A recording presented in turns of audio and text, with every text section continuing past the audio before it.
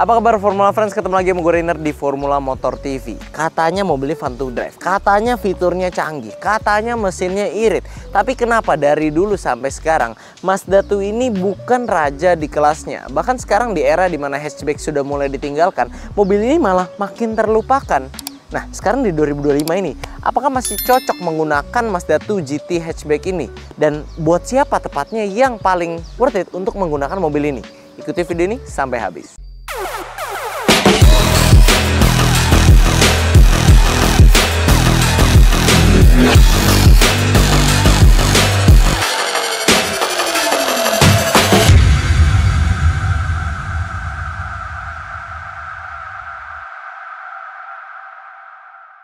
Oke, hal pertama yang kami suka dari Mazda 2 GT Facelift ini, hal yang emang paling tepat dibahas ketika kita sekarang lagi macet-macetan.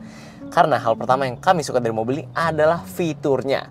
Nah, kalau baru macet gini lah, kita baru bisa kadang-kadang iseng ngecek-ngecek fitur yang ada di mobil ini. Karena ini adalah salah satu hatchback dengan fitur terlengkap dan tercanggih di kelasnya. Kita mulai dari penerangannya dulu. Dia sudah menggunakan HID projector, ada LED daytime running light juga. Masuknya sudah smart entry, nyalainnya sudah start stop engine di sini. Setirnya sudah dibungkus kulit jadi enak dipegang dan tombolnya lengkap ya. Ada audio steering sebelah kiri, ada tombol MID sebelah kiri juga, tombol telepon button di sini, dan ada juga cruise control di mobil ini. Serta di belakangnya sudah ada pedal shift. Jadi untuk pengendalian yang rasanya lebih sporty. Nah, kalau di belakang sini dia tuas-tuas untuk wiper dan headlampnya sudah ada tulisan autonya yang mengindikasikan dia sudah ada sensornya untuk auto ataupun headlamp dan wipernya. Jadi emang berasa canggih mobil ini. Head unitnya ciri khas Mazda yang modelnya floating dan memang sangat modern. Tentunya juga pengendaliannya sudah ada MZD Connect di sini yang seperti mobil-mobil Eropa ya, seperti BMW juga dengan sistem iDrive-nya. Dan ini gue perlu kasih tau kalian, kalau kalian udah pernah pakai mobil yang ada sistem ininya nih, controller dari sini, itu kalian berasa touchscreen itu jadul. Karena touchscreen itu ribet, kita mesti pencet-pencet ribet, nggak ada feel-nya. Tapi kalau ada controllernya di sini dengan ada MZD Connect, ini sangat membantu. Belum lagi head unitnya pun canggih, karena sudah ada Apple CarPlay dan Android Auto di dalamnya yang bisa kalian manfaatkan koneksi ke HP kalian melalui kabel yang ada di sini.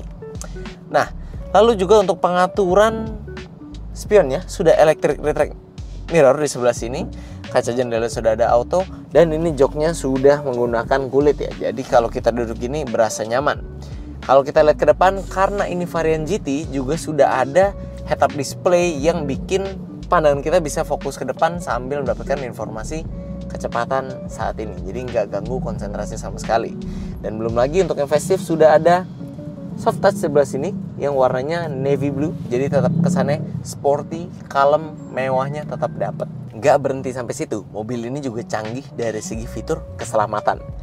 Dia sudah dilengkapi dengan 2 buah airbag, pengereman ABS EBD brake assistnya lengkap, cakramnya depan belakang, bayangin untuk mobil kecil kayak gini.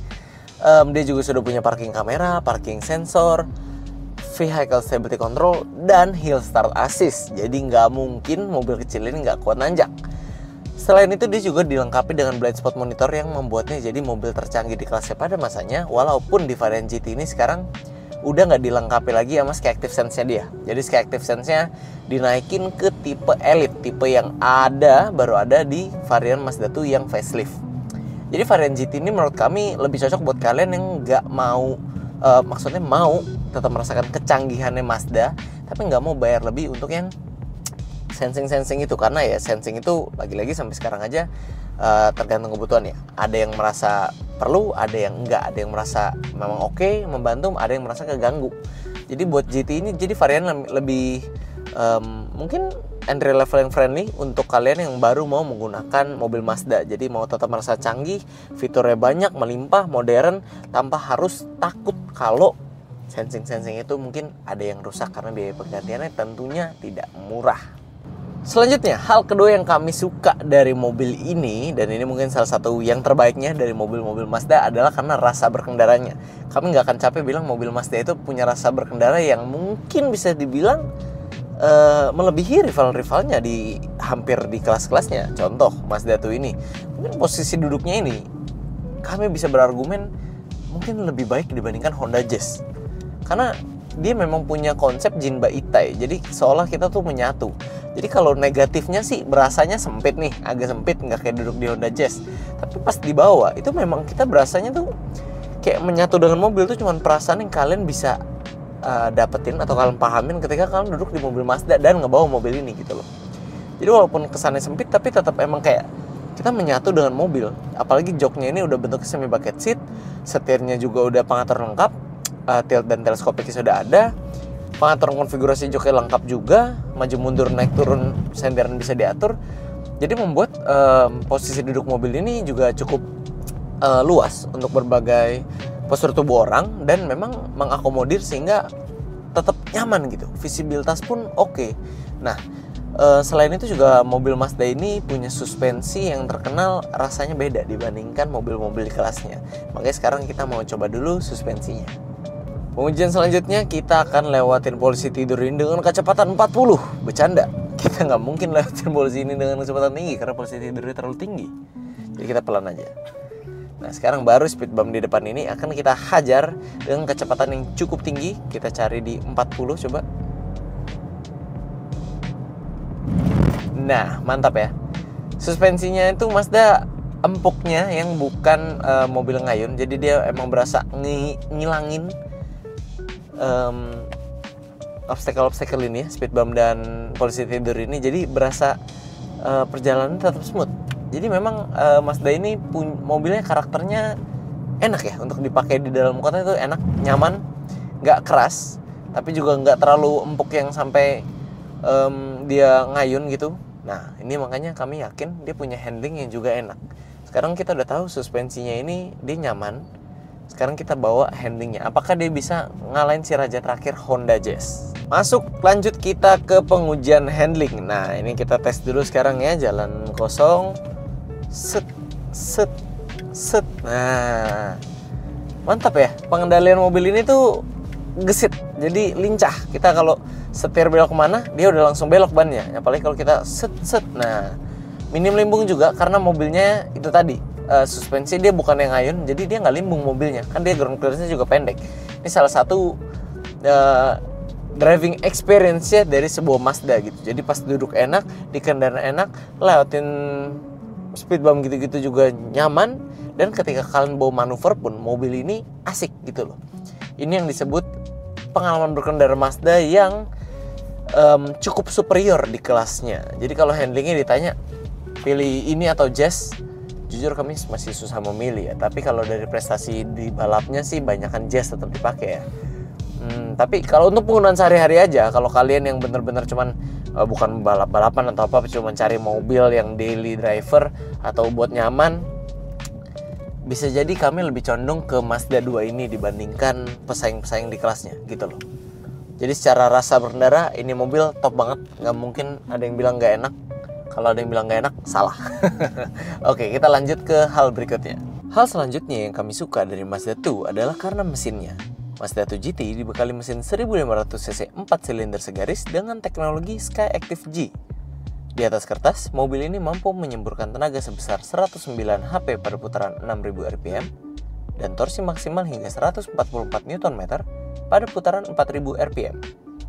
Tenaga ini disalurkan melalui transmisi otomatis konvensional 6 percepatan ke dua roda depan. Nah, kenapa kami suka mesinnya? Karena mesin Mazda 2 ini punya 3 keunggulan. Sebenarnya memang kalau kalian lihat di atas kertas, dari segi tenaga ataupun konsumsi bahan bakar, dia bukan juaranya gitu loh. Tapi bukan juga yang paling bawah. Nah, pertama kita bahas dulu keunikannya. Mazda 2 ini di saat kompetitor terbesarnya sudah menggunakan transmisi CVT yang mungkin masih banyak jadi perdebatan, si Mazda ini tetap memilih jalur konvensional, AT konvensional. Padahal ini mobil canggih banget dalamnya. Kenapa mesinnya pakai AT konvensional? Bukannya nanti boros? Ternyata enggak. Kita dapat angka 13,6 km per liter. Tadi kita awal-awal udah ketemu macet di depan kalau udah lihat. Dan kita masih dapat 13,6 km setelah muter-muter sejauh 15 km. Emang jarak pendek aja. Tapi kalau Mazda memang bisa mendapatkan angka yang situ berkat teknologi Skyactiv G-nya. Jadi satu itu hal cukup yang menarik, lawan arus tapi tetap bisa memberikan manfaat yang terasa buat pemilik Mazdanya. Terus kedua, dia transmisi otomatis konvensional juga, walaupun tenaganya di atas kertas mungkin kalah jauh dibanding Jazz. Tapi ketika kalian coba langsung, karena dia otomatis konvensional, jadi tenaganya itu penyalurannya lebih cepat gitu loh.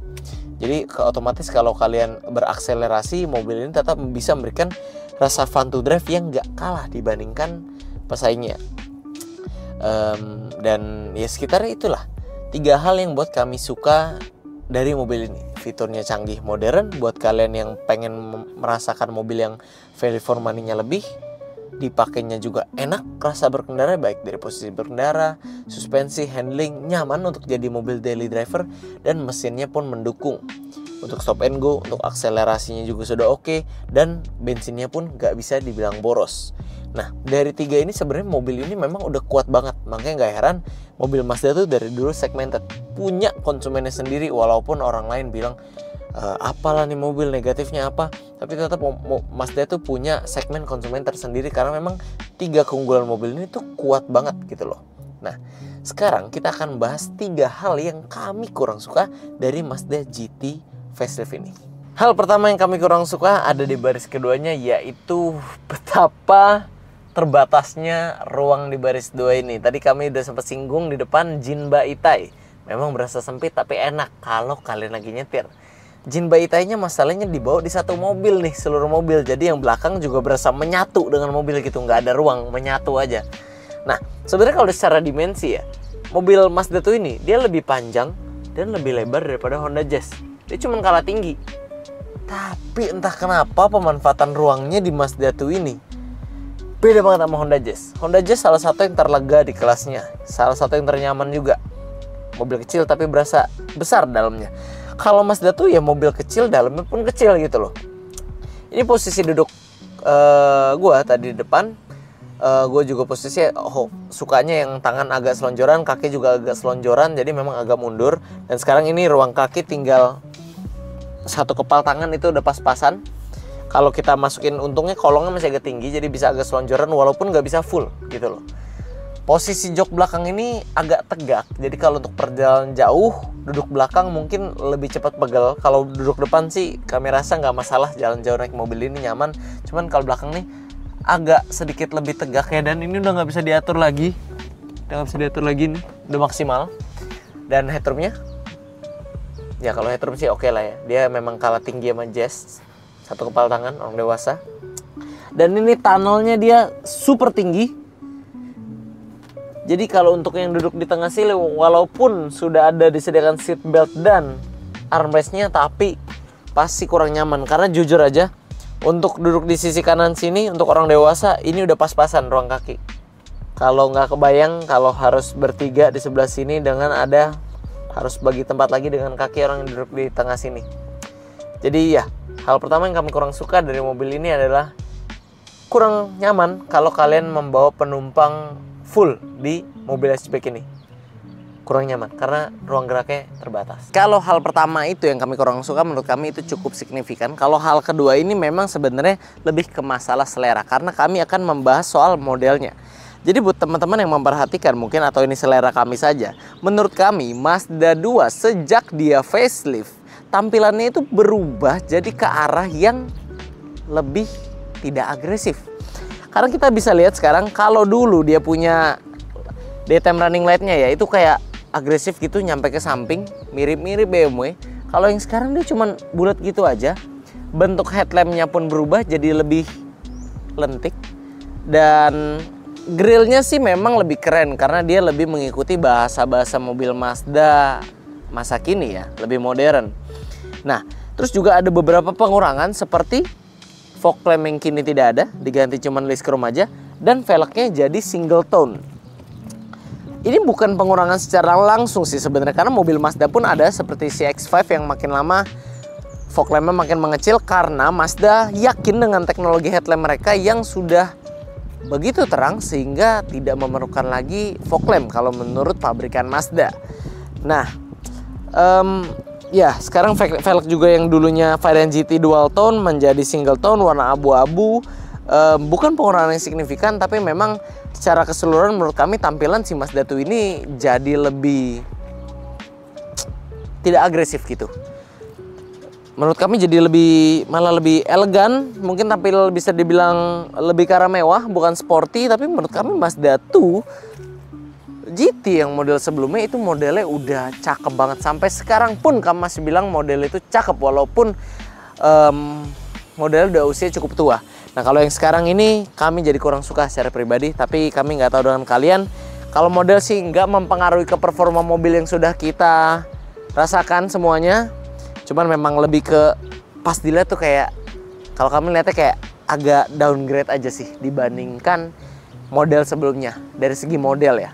Dan hal terakhir yang kami kurang suka dari Mazda 2 ini adalah karena kapasitas bagasinya. Ini juga jadi salah satu alasan kenapa populasi mobil hatchback kini mulai ditinggalkan oleh pembeli-pembeli mobil ke arah SUV. Karena tempat bagasi kecil.